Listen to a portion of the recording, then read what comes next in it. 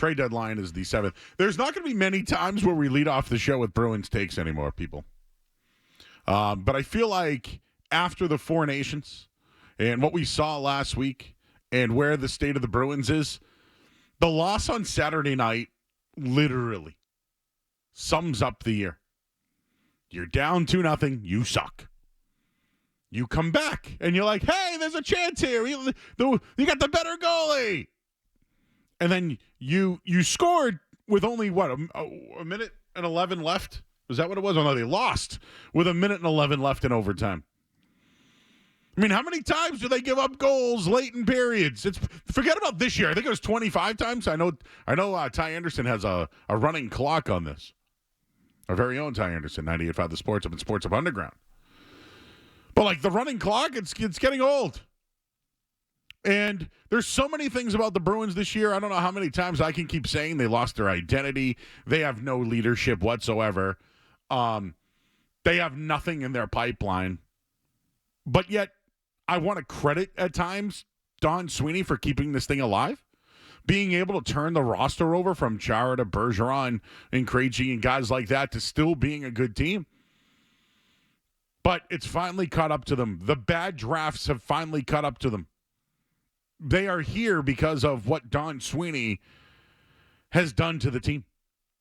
I know a lot of this is the players. I'm not letting them off the hook, but in the end, it's about did you win or did you not? And in Don Sweeney's run here, he absolutely doubled down on some really good seasons. It was the players that let him down. There may have been some odd contract extensions, but yet you didn't give one to your coach this year or even to Brad Marchand this year. So there's a lot of just ways they've handled things that I don't love. But looking at Sweeney's run here, there's some people that probably would tell you it's a success. It's not all on him. He's made good trades. As far as moving on from talent in the NHL, I think he's done a good job from it. But the way that he has just been so careless about whether it's picks or players in the minor league, this is why the Bruins are dead. This is why we'll probably won't be talking about them unless they make a serious move, and one of them is Brad Marchand. But there's no other way to look at it with this group. Right? Sweeney talked about, adding reinforcements at one point at the deadline, which he's always done. And I know Fluto Shinzawa had this at The Athletic this week, but the Lee Stempniaks, Drew Staffords, Marcus Johanssons, they went and spent. How about Rick Nash and Orlov and Bertuzzi giving up first-round picks for guys like that? Trading for Coyle, but giving up a first-round pick. Trading for Lindholm, but giving up first-round picks. It's just going all in has caught up to the franchise. Right? You trade 4 first-round picks for guys like Nash and Kase and Lindholm and Orlov. It's killing them right now. And no help is on the way. He could trade some of his prospects for immediate assistance. He could. But who's giving you anything? The window is about 2 weeks here. March 7th is the trade deadline. Sweeney has an opportunity here to acquire future talent or future picks. It's what they need. I'm sure he's not interested in, really acquiring draft capital, but isn't that why they made the Allmark trade? To free up some of your cap space, but also get a first-round pick? And in return, they got Dean Letourneau, a 7-foot center with 0 goals. And he's already talking about this season like it's past tense. They've played almost 60 games. Yes, they are treading water. I've seen enough. They've seen enough. And quite frankly, what do they have? Swayman, Pasternak, and McAvoy. That's their future? That's not a foundation, if you ask me. Pasternak, great. But their foundation is Pasternak, McAvoy, and Swayman? Is that good enough? And I mentioned Joe Sacco. He's the guy that's got to deal with all this as Sweeney tries to put players up for sale right now. One other thing on Marchand I wanted to get into. He wants to be a lifelong Bruin. And I think the Bruins want to do the same. That's why I bring up ownership. Like, do they want to keep him here forever and consider him like the Bergerons and Charas, which I don't. But he's been talking to his agent. He's going to. He's 36. He'll be unrestricted. He has 45 points in 58 games. He wants to play next year. He wants to play in the Canadian Olympics. Skaz, we were talking about it the other night. I don't even think he's good enough to play for the Canadian team in the Olympics. One other thing, I wanted to bring up. Sweeney declined to answer any questions regarding McAvoy's treatment from USA Hockey.